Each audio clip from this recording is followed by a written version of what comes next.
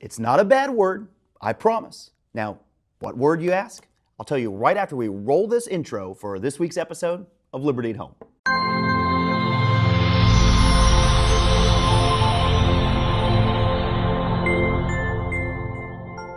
Well, hello there. What a surprise to see you. Thanks for joining me at ECAT Studios for this week's newest edition of Liberty at Home.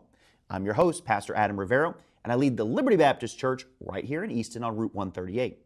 And speaking of Easton, we're broadcasting, as always, from Easton, Massachusetts, home of a new bakery on Center Street. Go check out Suka's Bakery behind It's Not Just Tabbouleh.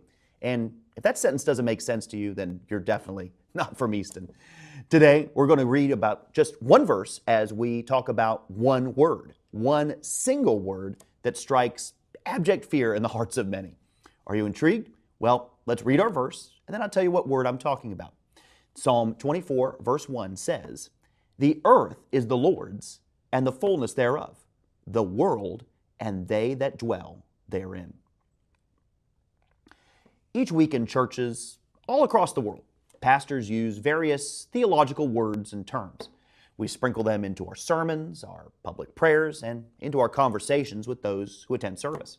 But I've noticed there's one word that causes a visible reaction more than almost any other word. It's likely not a word you're thinking of now, but as soon as I say it, you'll likely know exactly what I'm talking about.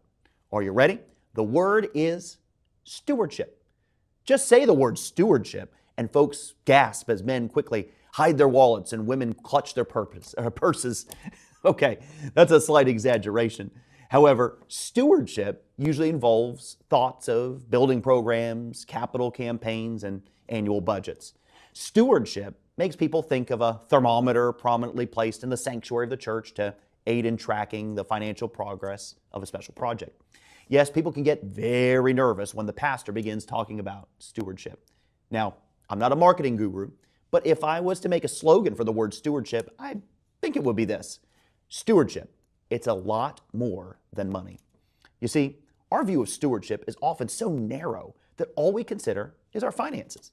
However, God's view of stewardship is much further reaching than our own.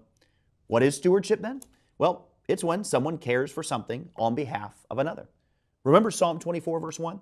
It lays out the foundation of stewardship when it says, "The earth is the Lord's, and the fullness thereof, the world and they that dwell therein." All that is in this world, including the possessions we believe are ours, are really things entrusted to us by God. We must care for all things the Lord has given us, which means we must be stewards in every area of our life. You see, stewardship really is a lot more than money. The Bible is full of examples of things we must be stewards of. For instance, 1 Corinthians chapter 4, verse 1 tells us we are to be stewards of the mysteries of God, which is the gospel message. 1 Peter chapter 4, verse 10 reminds us we're to exercise the gifts and abilities God has given us to be stewards of the grace of God. Proverbs 6 uses the example of ants to teach us that we must be good stewards of every hour and every minute God gives us. These verses and countless other passages remind us that stewardship is a full-time occupation. What does it all mean? Well, as we live a life of stewardship, we should always be looking for ways to invest. Remember, this isn't just talking about money. Rather, we want to be good stewards of our time, our talents, and our treasure, so we can be faithful servants of God and conduits of His blessings to the people around us. Simply put, God gives to us, and we invest in others.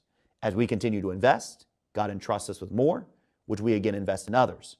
You see, this is a never-ending circle of giving and getting and giving and getting, and it's what stewardship is all about. So the next time you hear the word stewardship, don't get nervous. Instead, look at the full view of the stewarding life and know it's one of the greatest adventures and blessings any believer can be a part of. You know, it's always a joy to be able to visit with you on Liberty at Home, but our time has quickly expired for this week's episode.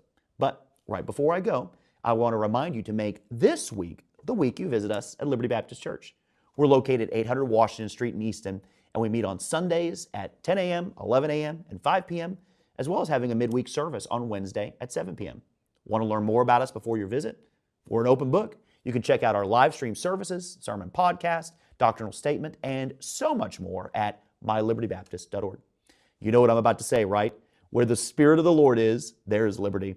I'm Adam Rivero, and I'll see you next week for our next edition of Liberty at Home.